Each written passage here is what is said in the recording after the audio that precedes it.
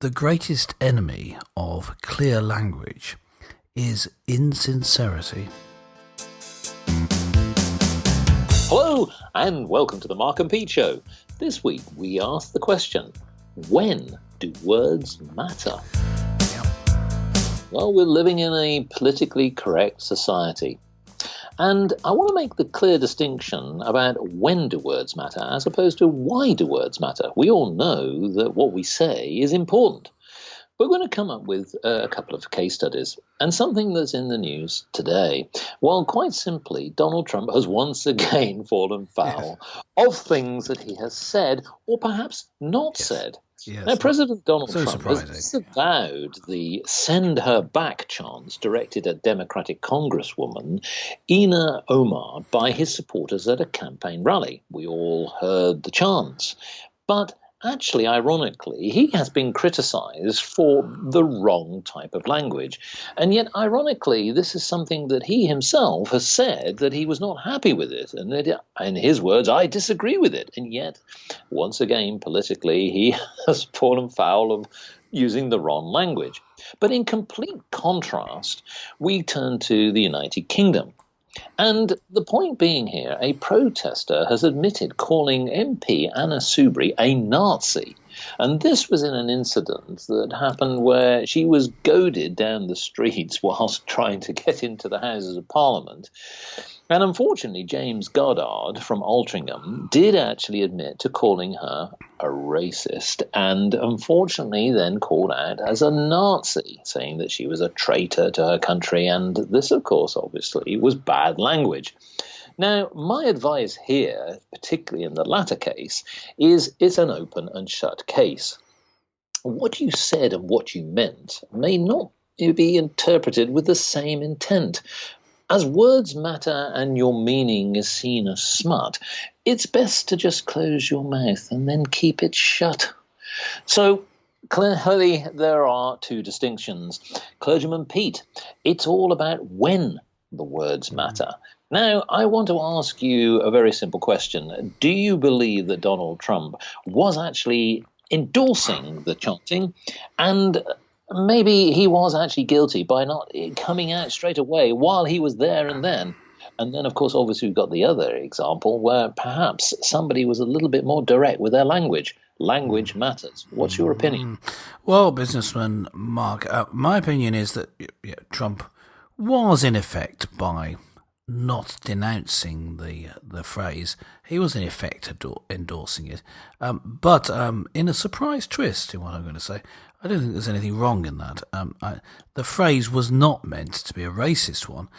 In fact, just because Ilhan Omar's, it has been interpreted that it way, has been. That's what I'm saying, and it's when you're saying it, it's because it's in a politically charged atmosphere. Because she's a politician on the opposite side, because she's of a different ethnicity to Trump and the perceived majority ethnicity of his constituency, it can be said to be racist. So you say it's when the words are said. In fact, the meaning of what Trump had said that the crowd were echoing was to send this person and others who'd made similar comments about the United States of America back to other countries with different political regime. In other words, if you don't like America, go to somewhere you do like, thinking of communist countries, which they seem to be supporting.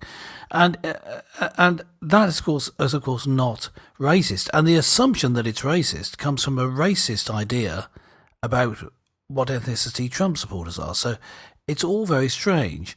The meaning is only important if it's in a politically charged atmosphere, and if you're on the left. You see, if you're left wing, you can call it racist. If you're right wing, you have to be the racist. It's not fair, but that's the way the world works. Now, with Anna Soubry, that's interesting, isn't it? It's interesting because it's an opposite of what. Yeah, and it's an opposite of what is normally said. Now, this particular protester was not part of the group, I don't think, who were shouting out Nazi when she was being interviewed. I saw that live as she was being interviewed, and I thought it mildly amusing. And I think almost every experienced politician would have found it amusing. Miss Soubry apparently was left very shaken. Now, Yes. let me just say bluntly, I don't believe her. I don't think she was really in the slightest bit bothered and chose to be offended because it suited her. But that's just my opinion. But well, I think having seen the incident myself, I think there are two things here. Let's be clear. I think that you're right. Maybe she wasn't really too worried about the language, and that's the point that we're talking about when language matters. I think probably she was more concerned, having seen the subsequent interviews with her, about the physical intimidation, because she was actually chaperoned by. No. We're talking about two different instances. Yes, when the man was trailing her along, I think yes, he was being too aggressive, and he was behaving very inappropriately. But on the separate instance where she was out in public being interviewed, and there was a group of protesters some way away shouting out that she was a Nazi, it was just mildly amusing. And with other politicians, I've seen far worse. Oh, yes. In fact, politicians that she opposes.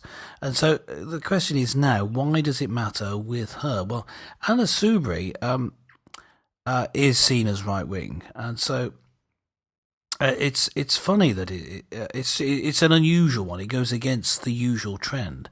But I think the reason is that as a woman, she... people have more sympathy to her being shaken by it. Now, as I say, it's the language used that I think she wasn't offended by. I think having people shouting at you and people intimidating you physically, and I'm going to support her here, is worse for a woman. See, I'm very sexist to this. I think we should protect women. And I think this man was totally in the wrong, and people should have been less aggressive, even though it was slightly amusing to do. I think you should take account of the fact that it's a woman and treat her a little more gently. Be gentlemen. Yes. Well, okay. So certainly we've got 2 points here which we're making. In this particular case, we believe that actually we're going to say that Donald Trump isn't guilty of using language in a hatred sense. And yet, albeit that a lot of his supporters maybe to his rally clearly are making chants that perhaps many people would have found offensive. Maybe the case should be that he shouldn't be in the dock, but maybe his followers. Well, if I just interject that, my feeling is that it's just that simply "send her back" is a nice, simple phrase. Of course it is. It's snappy, it's catchy. And so, therefore, that's why they're using it rather than it being particularly racist. But, of course, I can't say that none of them were being racist. So, certainly it's possible that a contingent amongst them were using it as a racist chant. It's possible. Indeed. It's possible. And we know that he's now on the campaign trail. Yes, he wants folks. He's going for another term. And yes, and we at Mark and Pete we believe that he is going to win again. Let's get this in there now. Yes. Well, we're looking forward to another 4 more years after this one's term's finished. Another 4 more years of entertainment. But anyway, coming back to the point, critics have echoed that it's this whole, send her back is echoes the lock her up phrase adopted by his supporters against Hillary Clinton. Now, our theme is when a word's important. Now, these words are important. Send her back is a good phrase, and it will gen up his base. It's good. It is good for Trump politically. This is. The thing is that because also he's, even though he hasn't used this term, should we at least, because again, when do words matter? Is it that now that he potentially could adopt this, we'll have to see his rhetoric. He never really. Is this now the fact that by not denouncing it, that he could potentially be seen to be racist? Yes, but the thing is, as you were pointing out earlier, it's not that Trump endorses this, but he allows it to happen. This by allowing it, he keeps the people on his side, but without actually saying it, he's able to reach out. And remember, he did win the election against Hillary Clinton by being able to do this balancing act. And people say, well, he didn't win the popular vote, but of course he would have campaigned differently if that's the way that you won. He was going to very specific areas and targeting them very specifically. Now, by the way, we started down the route of saying which side we agree with. Well, we agree with that.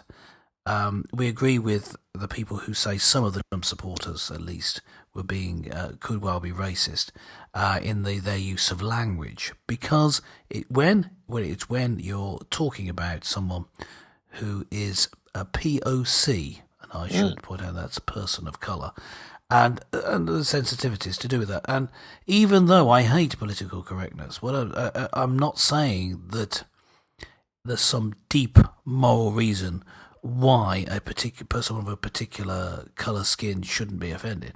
What I'm saying is we don't want to in any way encourage racism. So therefore, it's still a good idea to be careful.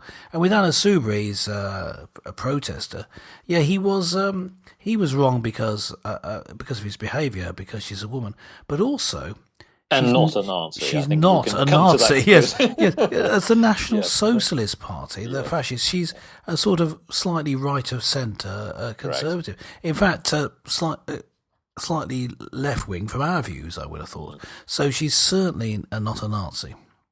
Yeah, and so he's wrong. Well, indeed, and this also boils down to one real key point. We're in a society now where literally every word matters at every point in time. So whilst we do know that why do words matter, the principle of when do words matter is quite simple in my view, which is every moment of the day. This is the issue we're coming to, I do agree that some commentators, both politicians, business people, and again media commentators, are very conscious of the fact that it's very easy to stray away from perhaps politically correct term, because people often forget themselves. Well, some words. Hold on, but unless you're sitting there with a script, which is not really practical, it's possible that words can be again misinterpreted. But not. Sure. It's all about intent, in my view, context and intent. Yes. Well, that's what I was going to say. I would say that ultimately every moment matters. Yes. Oh, what I was going to say. Yes, the different words matter at different times. Is what I was going to say. So, in different contexts, different words can matter. I mean, gentle listener, you should listen to the sort of language you use when we're not on air. One day, maybe we'll put out a recording of what we're saying before we come on air. You'd be so shocked. Oh, yes. But of course, that's tiddlywinks and but that's a different context. Needlecraft and all those sort of things. We're totally unshocking and boring off air, but that's shocking in itself. But the thing is that different contexts do matter, but there are still words that are important, but they're different words. But as soon as you go into what I change slightly from what you were saying is, as soon as you're saying anything in public or in a place where it could be reported, then it matters. And so there are certain words that you can't say, for example, and I'm not going to say them now. Why? Because I can't say them. It's not allowed. And there are certain words that you have to say. One thinks of the insistence on using the right pronoun when addressing people. So it's like you're treading on eggshells every second of the day. It becomes extremely stressful. And I think the stress levels are rising because it's for everyone.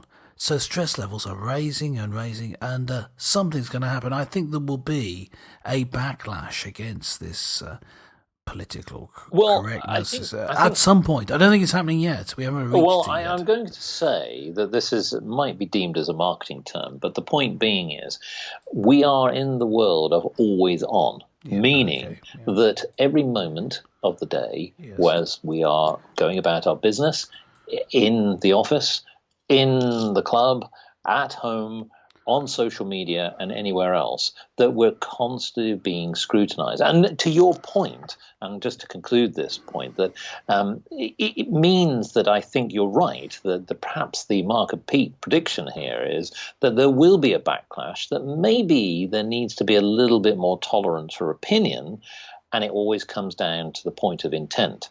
If somebody can be proven that they are there to spout hatred words, then clearly that should be those people are called to account. Yes. But it's the point here that we've got two distinct cases here, and this is why we brought them to the show. Trump perhaps has been, in this particular case, perhaps, although he might have been guilty in the past of bad choice of words and commentary, in this case, he may be innocent. But clearly with the other case, it was much more direct and clearly needed to be punished. Well, listeners, what do you think? I mean, have you got a particular view on this? Do you think that we're becoming a society now where we've just been too politically correct and it's very difficult to give our opinions? Why not log on to markandpete.com and let us know your thoughts? Well, thank you for joining this show, and an emotive one, I know. But join us again next time for more colourful conversations with Clergyman Pete and Businessman Mark.